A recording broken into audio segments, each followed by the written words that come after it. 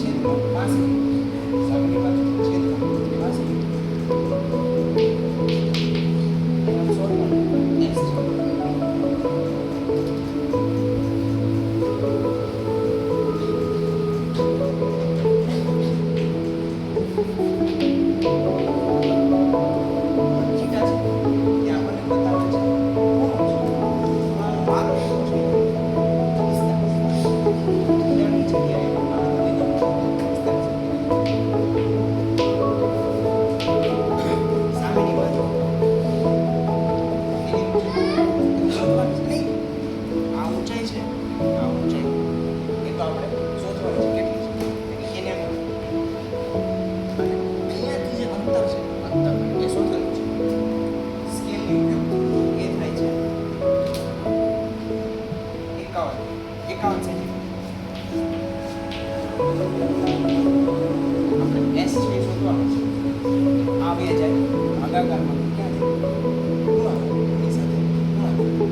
પહેલા તો 2 45 છે એની કિંમત 10 માં આવે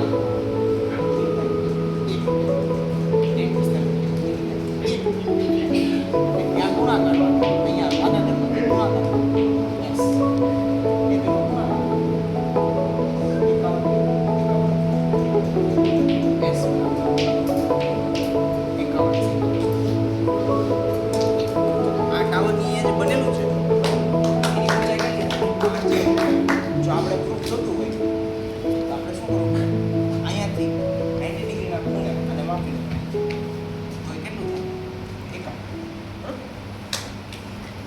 બધાની આપણે ઊંચાઈ છે એ આપણે શોધીએ.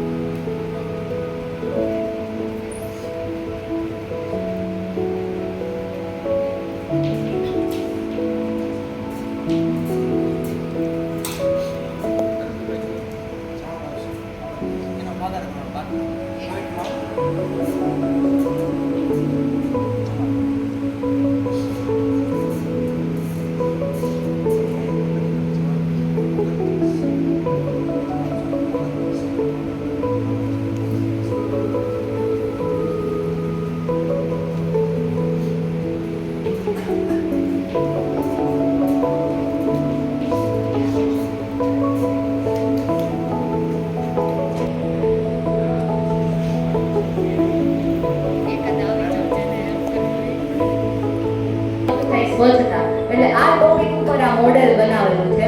એમાંથી આ ફર્સ્ટ સેક્શન દેખાય છે ત્યાં ટેન્શન વાળા ને એવા વ્યક્તિ બતાવ્યા.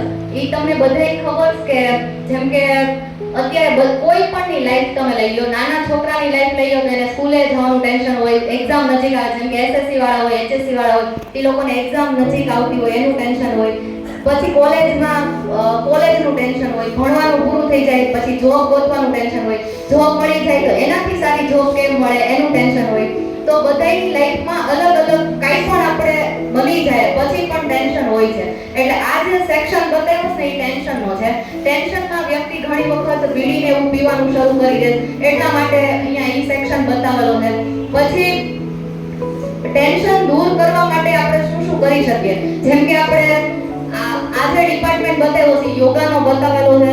પછી અહીંયા જે હાઇજીન વાળું છે સ્વચ્છતાનો ડિપાર્ટમેન્ટ બતાવેલો છે. તો સ્વચ્છતામાં આપણે વાત કરીએ તો આપણી સ્કૂલ તો બહુ સ્વચ્છ છે,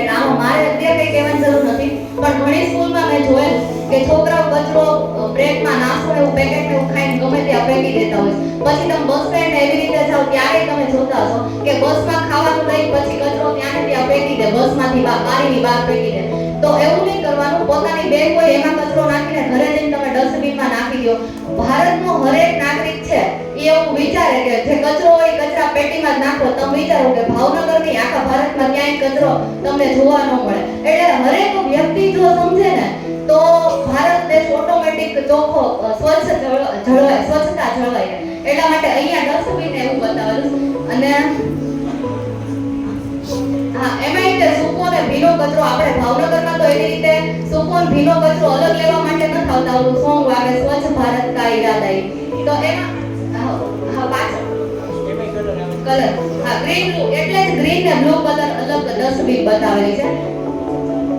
હા, પછી ટોયલેટ વાળો જે પ્રોજેક્ટ શરૂ થયો તો અહીંયા વોશરૂમ બતાવેલું છે. અને અહીંયા જે સર્કલ બતાવી છે તો ઈ હેલ્થ માટેનો છે કે તમે શું ખાવ તો શું તમને મળે. પ્રોટીન, વિટામિન, કાર્બોદિત, ખનિજ ક્ષાર. તો ઈ 9મા ધોરણ વાળાને ભણવામાં આવે છે. અન્ન સ્ત્રોતોમાં સુધારણા પાઠ ચાલી ગયો એમાં જ બધું આવે છે. તો જો એટ ધી એન્ડ આપણે ટેન્શનમાં હોઈએ તો કોઈ પણ ટેન્શન રિમૂવ કરવાનું એક ઈ છે કે તમે હેલ્થ ઉપર ફોકસ કરો. હેલ્થ ઉપર ફોકસ કરો એમાં યોગા ને એ બધું તો આવે જ છે. પણ પ્લસ બીજું શું આવે કે તમે શું ખાવ છો એની ઉપર તે તમારું બધું ડિપેન્ડ કરે છે કે તમારું મૂડ કેવું રહે. તમે જ્યારે જંક ફૂડ ને એવું બધું ખાવ ત્યારે તમે વિચારજો. અને બીજું એ કે તમે સવારમાં લેટ જાગો ત્યારે તમે જોજો તમને આખો દિવસ આળસ જ આવ્યા કરશે. એટલે હેલ્થ એ ડિપેન્ડ કરે છે. એટલે સ્ટ્રેસ રિમૂવ કરવા માટે યોગા ને ઈ જરૂરી છે. પછી તમે શું ખાવ છો ઈ જરૂરી છે. અને આયુર્વેદિક અહીંયા બધું જે સેક્શન બતાવેલું છે આયુર્વેદિક નો સેક્શન છે. તો ઈ આયુર્વેદિક માં અલગ અલગ બધું બતાવેલું છે અલગ અલગ સેક્શનમાં કે આ ખાવ તો આ થાય નહીં. તો ઋષિ મુનિઓએ છે પહેલા અત્યારે ફોકસ આયુર્વેદિક ઉપર એટલે કર્યું કેમ કે હવે ધીમે ધીમે એવું લાગી રહ્યું છે કે આયુર્વેદિક નો જમાનો આવશે એટલે એક સેક્શન આયુર્વેદિક નો રાખેલો. આ મેં તમને જે કીધું એ અત્યારે શોર્ટમાં કીધું છે. આ સાઈડમાં સ્ટુડન્ટ પછી સમજાવશે. હા, એક સર ઈ તો અહીંયા રસ્તામાં અને અહીંયા સ્વિમિંગ પૂલ એટલા માટે બતાવ્યો કે તમે સ્વિમિંગ કરો ને વન ટાઈપ ઓફ એક્સરસાઇઝ જ છે. એટલા માટે સ્વિમિંગ પૂલ બતાવેલો. અને આવું આજે અહીંયા રોશની મેડમે સમજાવ્યું હતું મોડલ એટલા માટે મૂક્યું કે જે લોકો બીડી ને એવું બધું પીવે તો એના લીધે જે લંગ્સમાં બ્લેક કલર ને એવું બધું થઈ જાય તો એના માટે મોડેલ ખાલી સમજવા માટે મૂકેલું છે. તો આ સેક્શન આ શોર્ટમાં જાણકારી છે. અને આ કૃષ્ણકુમારજીનો ફોટો મૂકેલો છે અને એનું એક સ્લોગન લખેલું છે મારી પ્રજાનું કલ્યાણ થાઓ.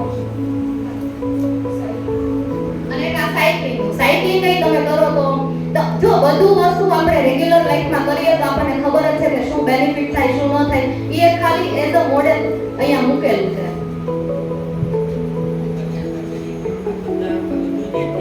વ્યક્તિ દેખાય અહીંયા બીડી અહીંયા દારૂ ન પીવું જોઈએ ન કરવું જોઈએ. પછી અહીંયા છે તમે ઋષિ મુનિઓ દેખાય છે. બધા જે ડ્રોઈંગ છે ને એ બધા સ્ટુડન્ટે કરેલા છે. સિલેક્ટ ગૂગલ માંથી કરીને પછી એને અહીંયા છે તમને વ્યક્તિ દેખાય કચરો નાખે બધી વસ્તુ આ યોગાના છે દેખાય છે. બધી વસ્તુ છે સ્ટુડન્ટે તે ડ્રો કરી પછી કટિંગ કરીને બનાવેલું છે. હા, અને અહીંયા જેમ કે એક વૃક્ષ બતાવેલું તો વૃક્ષો એટલે હું એવું માનું છું કે બધાની ઘર આગળ એક વૃક્ષ જો તમે વાવો તો તમે વિચારો કે ગ્રીનરી કેટલી વધી જાય. ઘણી જગ્યાએ તમે જુઓ તો આખી સોસાયટીમાં માંડ 2-3 ને વૃક્ષો હોય. એટલે બધાએ પોતાના ઘર આગળ એક વૃક્ષ વાવવું જોઈએ. તો આ એક વૃક્ષો વધારો એના માટે ભેગું આવ્યું છે.